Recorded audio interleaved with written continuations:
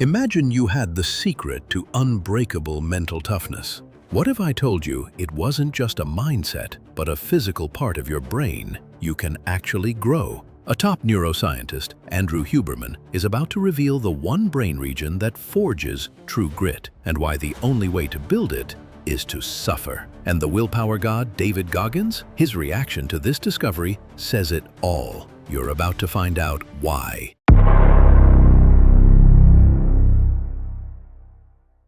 Most people don't know this, but there's a brain structure called the anterior mid-cingulate cortex. What's interesting about this brain area is there are now a lot of data in humans showing that when people do something they don't want to do, like add 3 hours of exercise, or when people who are trying to diet and lose weight resist eating something. Right. When people do anything that they, and this is the important part, that they don't want to do. Right. It's not about adding more work, it's about adding more work that you don't want to do. Yes. This brain area gets bigger. Yep.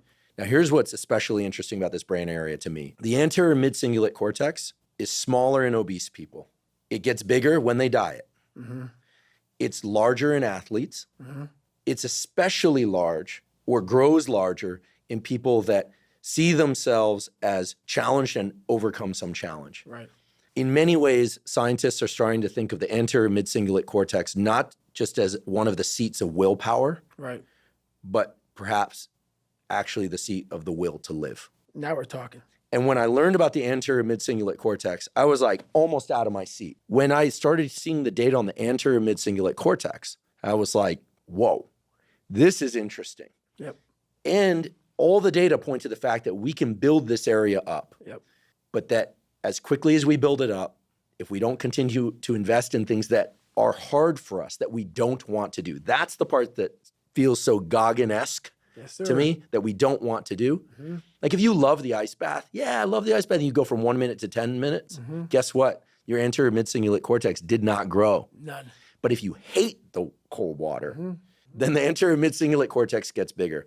But if you don't do it the next day, or if you do it the next day and you enjoy it, the anterior mid-cingulate cortex shrinks again. Yep. To me, this is one of the most important discoveries that neuroscience has ever made, because it's that I don't want to do something, but do it anyway. That's right. That grows this area. And it's almost like I have a friend, he's been sober 30 years from alcohol. And he always says, you know, the amazing thing about addiction is there's a cure. The problem is it only works one day at a time. Yep. And so you have to renew it every day. That's right. That's how I've lived my entire life. I don't know anything about that, but people go, man, you have such a strong will. It's something that you build. That's something that you have to develop. Years, decades of suffering and going back into the suffer.